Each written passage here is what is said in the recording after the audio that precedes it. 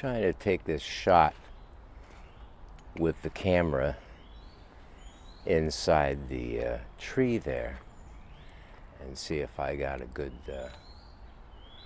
shot out of that. So, I thought I want to shoot something in 360 and offer it in 360. And, in case people don't want to really look at me, they could just look around and then it's like, well, where do I put the camera? Do I go somewhere scenic? But then I've been eyeing this tree and decided to, that I put the camera in the tree. So anyway, I'm going to talk about environment and place and how it affects people so much. I was in Brooklyn a couple of weekends ago, I think, and saw these books, really nice looking little books, all by women authors, I believe. And they were all three kind of short like this, and I left two of them downtown. And this one I brought with me, and it's called Slow Days and Fast Company, The World, the Flesh, and L.A. by Eve Babitz. I really like the little book. The way the writing is really good. She's kind of funny. Now it's all like privileged people. I mean, all these people are in TV. She's like a Nepo baby of sorts. Her father is a violinist in, I guess, Hollywood orchestras or so forth. And her godfather is Igor Stravinsky. She doesn't talk about that in here, but I looked it up in other sources. So she, they give various adventures, and as I say, she's so much about the environment too, about the place. So they when she talks about L.A., she's talking about these places where they go. So they go off to Death Valley, to the desert. No, Palm Springs, that's where it is, Palm Springs. And she kind of hates Palm Springs. So that's not, various environments with various people and various drugs and various fast times. But yeah, the whole feel of it is I guess that kind of psychedelic thing of really being a part of the environment. But in this case, they are all a part of the environment, but they could not really exist in the environment without all this technology that takes care of them.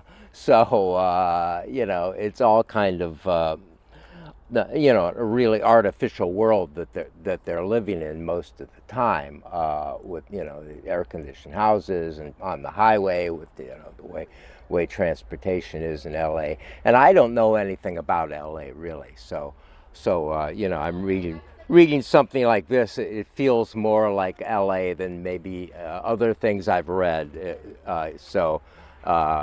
Based on my inexperience of what LA is really. So I'm walking around the tree a little bit, so you have to find me if you want to look at me. So I really liked it, and I would. Apparently, she got to be conserved. She died at age 78, I believe, in 2021, so like 5 years ago. And she was, at that point, she was kind of conservative. She was allegedly a MAGA Trumper. There's no class consciousness, or very little in this. There's mentions of boycotting grapes and stuff like that, which was in all the vogue of this kind of farm workers union support back in the 70s, so forth. Anyway, it was a really fun book, and yeah, I mean it's about the one thing she doesn't really like music, so like somebody puts on music, she wants it to be taken off. And oddly enough, she worked within the music business, like designing album covers and so forth. So that's kind of ironic there. But I'm talking about the music. She mentions that somebody puts on the Rolling Stones. So she says, she's playing the Rolling Stones in their beer can music. She described it. So I thought that was funny.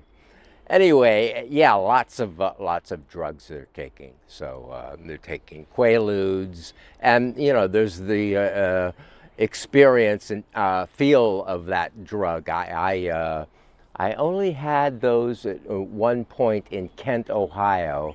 This was the year after the shootings in May 70 in Kent, Ohio, and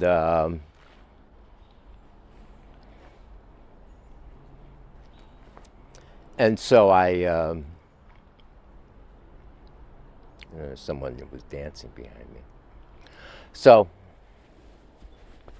I knew people who were going to school in Kent, and but I was just working up there. I was like a phony hippie in a discount house. So I had long hair. I was young, and so they hired me as the assistant manager in the store, and my function was to handle this hippie section. So it was like hippie clothes, Velcro bell bottoms, and not Velcro. I mean, what is it called? Crushed velvet. Yeah, crushed velvet pants, and I got some purple pants there. I think I had some purple pants in high school, though. I think. Anyway, so when I was there, I'm going to talk about Quaaludes there because my friends, who were kind of the previous spring taking acid and stuff like that and smoking pot, were out now. A lot of them were taking soapers, they called them, which was Quaaludes, and she talks about Quaaludes in here, and talks about how Quaaludes kind of really loosens you up as far as being physical, or some people with being physical with other people, in a kind of interesting sort of way, I guess. So I remember the one time I took them, we didn't have sex, but I did end up sleeping with some lovely young woman that night. So, but meanwhile, my friends were like it was in the wintertime, so they were having trouble getting their cars out of the driveway without bumping into their friends' cars, So, anyway, it was kind of disturbing, and I've often wondered if the flow of drugs was somehow manipulated from above, like pharmaceutical companies and big business, something or others. So anyway, that's this book, and I really liked it, and I might read others of her books. I don't know. So yeah, this is the environment I like up here.